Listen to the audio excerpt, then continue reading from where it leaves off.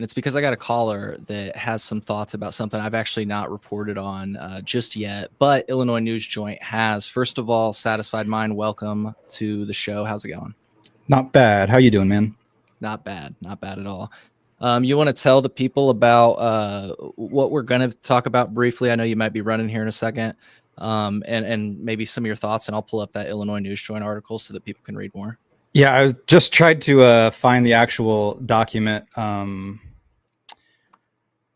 and I did end up finding it to get the actual legal wording of it and stuff. But there's been a couple proposed amendments to the CRTA, and the one of them that I was really kind of wanting to chat about is they have some, I don't know how to describe it really, new amendments that they're trying to put in to regulate a CBD, CBG, THCV, or CBN as inputs for concentrates, and that they have to be grown through a USDA licensed facility.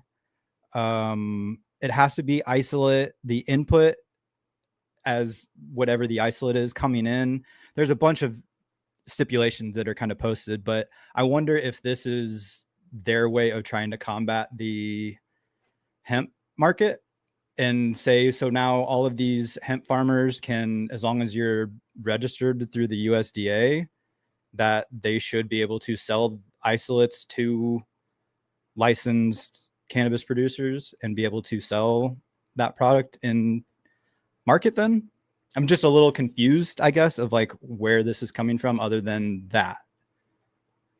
I was confused too, because this variance, a variance similar to this, has existed for a while, which some operators have taken advantage of, and I get the sense that it's changed maybe a bit over the years. But it's this idea, like you say, that you can use, and I'm trying to pull it up right now, the old one. I don't know what this. I was confused on these amendments too, because from what I understand right now, you can have CBN.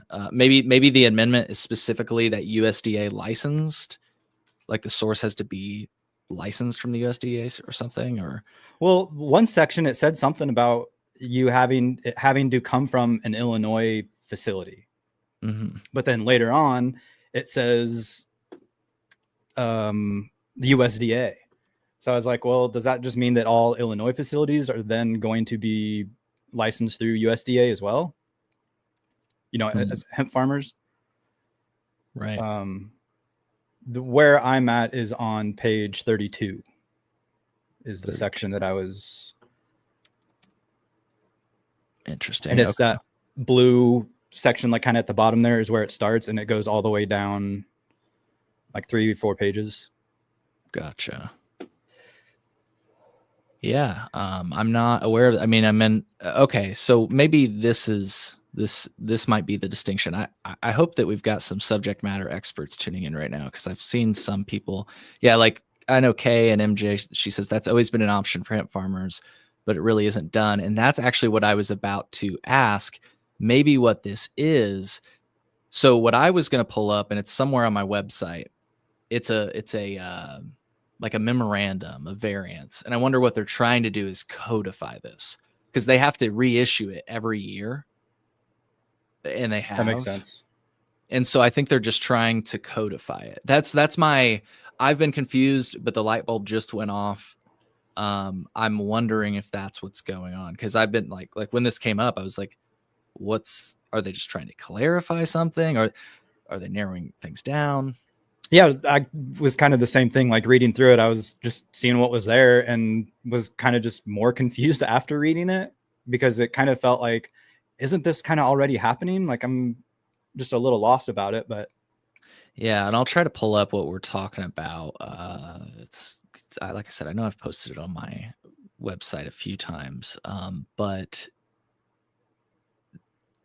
any other thought? Like, I don't mean to shift away from this, but I can't remember what it is. I do plan to do some reporting on this. I've got notes. I just haven't really had a chance to sort of refine my thoughts. But and see, this is something that I'm going to do off the top of my head. But one thing I recall being said in that meeting was like, they did a price comparison, and we were talking about math earlier. So if my people that are good at math are still watching right now, they did, so you've got the 21 cultivation centers that are 210,000 square feet of flowering canopy. And if you divide that by the $100,000, they came up with like a cost per square foot of flowering canopy.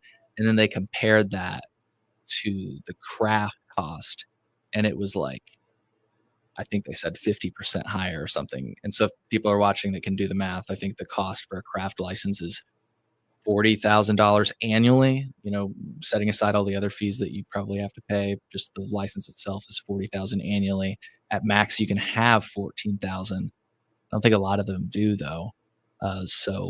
But still figure that into your cost. And I believe the guy was saying it's like 50% higher cost for craft or for the large scale, which I found interesting.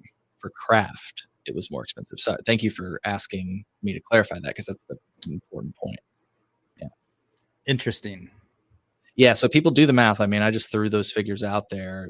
So does that mean that the craft grow would have to put out twice the amount that they, you know what I mean? Like, yeah, but you can't, because you only have so much canopy space. Right. Yeah, and I feel bad for even bringing it up right now, because I don't have the numbers that he shared exactly. But did you attend the meeting? Like, did you? No. Okay. No, gotcha. I did not. Gotcha. It was interesting. A few licensees spoke. One of the things they spoke about was the concept of like holding centers in the state of Illinois. Do you know what I mean? Like the transfer yeah. sites. Yeah.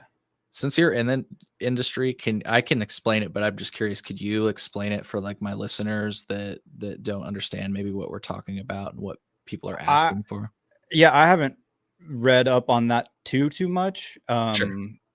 My interpretation is that it would basically be like a warehouse, a building that you pull your vehicle into, and you can transfer your product from one car to another. Drivers you can switch. And I guess what I was going to explain for people, the reason that people need or asking for this is because the state of Illinois is large. And so if you have, a cultivation center in the southernmost tip of Illinois, and you're trying to deliver your product up to the northernmost tip, and let's say you have a discrepancy or some little speed bump along the way, oops, a flat tire, I don't know.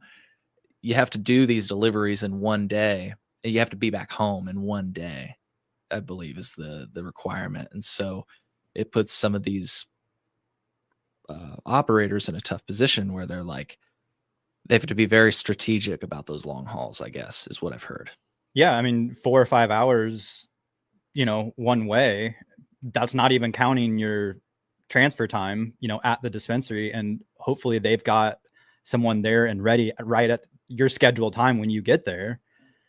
Because if there's a line of people or something, then you're waiting an extra 30 minutes, hour or something like that. And now you're not getting back home until, 12 hours later, 13 hours later. Yeah. But yeah, the transport side of it is interesting. Yeah. There's a lot of regulations. I know they just went from, I think, down to one driver. Was that? I can't remember, but if that was a newer one. Yeah, going from 2 drivers down to 1 or something. I feel like I remember some talk about that, but I don't know what has materialized. Yeah, like I said, I don't know if that was a proposed rule or people were trying to get that or what. Yeah. I see. It looks like you got a grow tent behind you. You got anything going? Got anything cool going? No, that's it's empty. Yeah, it's my breeding tent, my pollen tent. So I did a reversal on Oreos and did some pollination, and I've got the male reversal in there still. I just need to get rid of it, clean out the whole tent. So very cool. Very cool. Which that was another thing that I was kind of wanting to discuss at some point. Genetic Memory Farms and I were chatting yesterday in your comment section, and we discussed having like a grow club kind of thing in Illinois. And I think that'd be really neat, a good resource for new growers, people who are interested in growing. Questions, about growing, even just curious about the process and stuff. I know a lot of these cultivators are kind of shy about sharing, what they're growing and that kind of stuff for whatever reason. But I think there's a lot of interest in it. Like you said, we're seeing Target and Circle K Yeah. carrying drinks. So it's like, it's reaching new places. You're already seeing the drinks and bennies and stuff like that. So it's the easiest place for people to get into cannabis, I think. Yeah. And to your point, I mean, you see the seeds and the grow equipment now. There's a lot of grow shops around Illinois. Like I think that I don't remember seeing, but I also wasn't always looking for grow shops in my younger days, but I don't remember seeing as many grow shops as I do these days. You know? Yep, definitely. I feel like cannabis is one of a weird plant because it has so much drug connotation with it that people don't, I guess, see the beauty in the plant. And as a patient, a grower, I think that it's fascinating that you can get this one plant that has fruit smells, that has flower smells, that has rubber smells, that has poop smells, skunk smells. Like it's the same plant. And it's kind of a unique looking flowering plant. If you see it as a grower, it stands out once you see it. But for other people, it kind of looks weird. It's not your typical flower. But can you imagine just being able to walk down the street and being able to smell all these different cultivars that people are growing, because everyone has their own preferences. Right. It'd be so awesome. Yeah. I dream of a day where we've got like a farmer's market where you're not like low key worried. Like we've had people on the show that do them, and we've heard a whole lot of, great successes and horrible evenings, and so I just wish we were in a place where that wasn't the case. And like you say, we could just like any other produce, like my last guest said, like you can go to the big store and get some tomatoes that are they're just tomatoes, but you can get some heirloom tomatoes and oh my gosh, like it's an experience. Yeah, for sure. So I like what Genetic Memory Farm said. I really wish we need to, I don't know if we need to make like a Discord or something, just get us together, grow the group, people prefer different platforms, but we just need to get together. And I think if we not only engage in an activity like growing, like that's a healthy thing, but then I think this like second sentence is really important. It can be a growers lobby. Imagine if we could put out a call to action to growers and be like we get some sort of legislator to support the idea of expanding home grow to all adults, right? Increasing plant count for medical patients and adults preferably. But take what we can get. And then we're able to sort of put this call to action out with our home growers. Be like, yo, show that this, like, because I will say when I've come to the Capitol just for like things like hemp, I've just come because like I've been like, hey, I like getting these drinks. Like that's how I come. I like these drinks getting sent to me in the mail. Please don't take this away from me. And they're surprised that I took the time to come down to Springfield, and I think it made a remarkable difference. And so I think if we had a group of people come down to Springfield and talk about how like beneficial the task is of home growing, not only just for the consumption of the plant, but literally the process itself is therapeutic in many ways. For sure. And it's not easy. It can be. It's easy to grow weed. It's a lot of work to grow good weed, but it's possible. Everyone can do it. It just takes a little bit of work, takes time to do it. Yeah. Yeah. Well said. Well, let's develop this thought some more, and we can put out the call to action on this show and on, wherever, I've got different places I can pump the message. So yeah, it'd be awesome. I'd love to. I mean, even just being able to share genetics. Right. And that seems like it'd be almost the easiest one since like hemp and all, but the biggest problem is back to the regulation is right. A patient can't gift my own home grow to another patient. Like that is illegal, which is insane because I can go to the store and buy a product and gift that product. No problem. Yep. Yep. So there's definitely things that we need to work on, and it's hard when the regulators don't want to take up any cannabis business. So Yep. Exactly. Well said. Well, like I say, I'm hoping that if we can get a little group together and show up, that we can make a difference. Because I don't think, you think about these legislators, and this is a compliment to them. I'm sure they get tired of just dealing with lobbyists all the time. That's another thought, that's another observation I came away with, and I even talked about it with a representative I had on my show. I was like, I remember when I walked in your office and you just looked up at me and you're like, oh, you're just a person. Like, you're not some guy representing some corporate conglomerate. Like, welcome, sit down. You could just see like, it's nice to just talk to a person. it's not a And sales pitch. It's you're right. talking as a person. Yeah.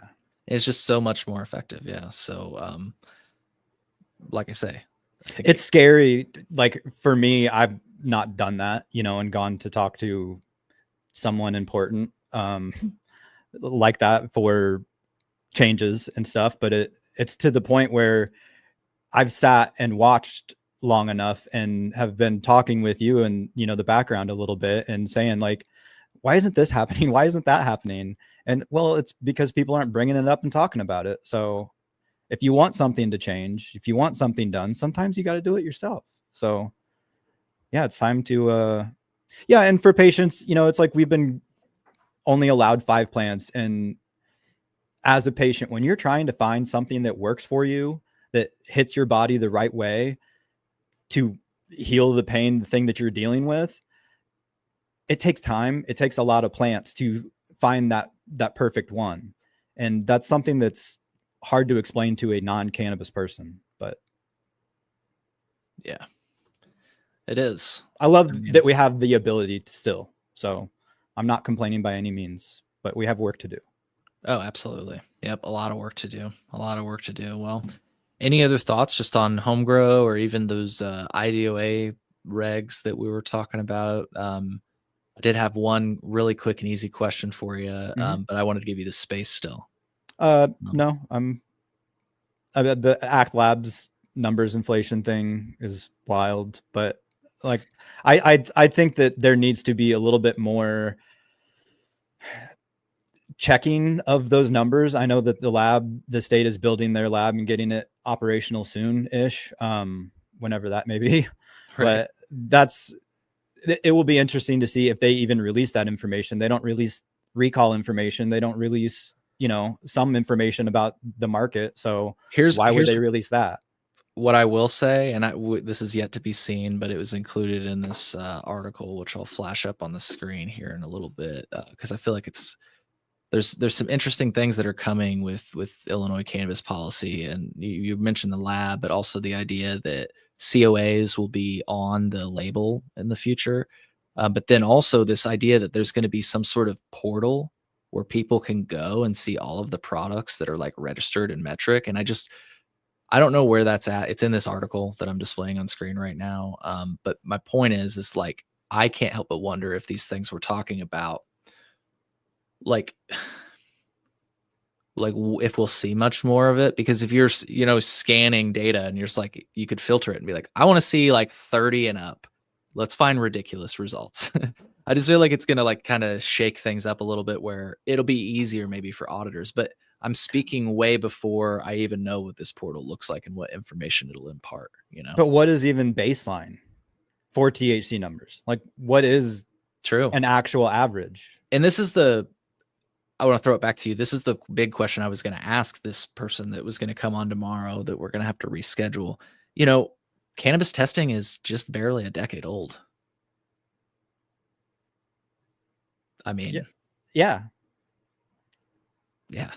And the Like, police are arresting us for intoxication and impairment and stuff. And what's that number? Like, yeah. So, there's just a lot. There's a lot to talk about. There's like you always. said, there's a lot to do. Mm-hmm. It's hard. Like, where do you start? Like, what's the biggest fire? Like, right. And then you have it competing against all the other like things that are going on, like transit, the budget, energy, the country. The country, yes. That's one thing I tried to make sure to mention earlier. It's not even the topics that are like homegrown, let's say, just to use a cannabis pun. But we're having, let's just call it outside influence coming in, and I couldn't help but wonder before this veto session, like all we were talking about was national stuff. It's like I don't even know what's going to happen in veto session, and a lot of the people I was watching didn't know either. But here we are, and like I say, that's next week, so it'll be interesting to see if anything goes through. But edge of my seat. Yeah. So my question for you was, it's easy to join the show, right? If you just go to colememo.com/live, like you were able to just plug in the name you wanted. It's super easy. Yeah. 2 seconds, really. It took me longer because I have a camera set up, kind of different kind of thing. So, but yeah, I mean, it's the easiest thing. And yeah, you can choose not to have your camera running. You can pick whatever name, obviously. So, yep. Yeah. So if you want to call in and troll me, you technically can do that. I don't know how long I'll let it last, but you technically can do that. I like it because you can respond back and forth and have a conversation a lot easier this way, instead of trying to type in a comment, wait for you to see it and then address it. And by that point, I forgot the thing that I was trying to talk about or something, So yeah, it's a nice, I like also that you do it and take the calls and have the conversations, even if it's someone that's going to disagree with you. Yeah, absolutely. Those are the fun ones. Yeah. Conversations, and it's real. So yeah. Well, dude, I appreciate you coming on. You gonna have a good Friday night? Obviously you don't have to get into the details, but you're gonna have a good Friday night? Yeah, I'm getting stoned, smoking some home grow, and I got a pizza. What did you say what you're smoking on? It's some GMO fuel from a Southern Illinois breeder, Red Scare Seed Company. Great dude, great genetics. Check them out if you don't know, on Instagram. Hell yeah. Yeah. What are you smoking on? Honestly, it's crazy. I don't even know. I went to go and get weed earlier, and I had like a little bit in a tin. I was like, fuck. I haven't been home growing lately, so I've been relying on friends. And so I was like, oh fuck. And I don't know why. I had this weird feeling. I went and looked in this box that I had all of my old jars in, where we get done with harvest, you got to fill up a bunch of jars for burping and stuff. And in one jar, dude, I have like a fucking 7. I was like, hell yeah, past cold that forgot about this weed. So yeah, I don't even know, but it's some old home grow that I grew that's just fine, I thought you were just going to say that you had so much weed that people were sending you or something. That no, I wish that was a problem I had. Yeah. But maybe one of these days, who knows? Maybe if we can get some, this is the thing, that's the future I hope for with pushing for like home grow and all that stuff, where it's like, yeah, like cannabis should just be plentiful. Like it should be like coffee. Like I got like a fucking pound of coffee, like whatever. Yeah. I could, I mean, I could go on for hours talking about it and how it's so unfair and this and that, here we are. I'm glad that we can at least do this, though, that we can sit online and smoke and, talk about it all. So that I agree on. That's what I'll always say is, like, while I complain sometimes about the progress that I feel we haven't made, I would not be doing this right now if it weren't for the progress we have made. And it's easy to look at Michigan or other states and say, man, look how good they have it. Right. Yeah. And the states that don't have any kind of program, Indiana, they're looking over here going, man, it must be nice. So yeah, be grateful, people. Be grateful. Well, thank you again. Yeah. And see you, dude. Take care. Yep. All right. Well, that was fun.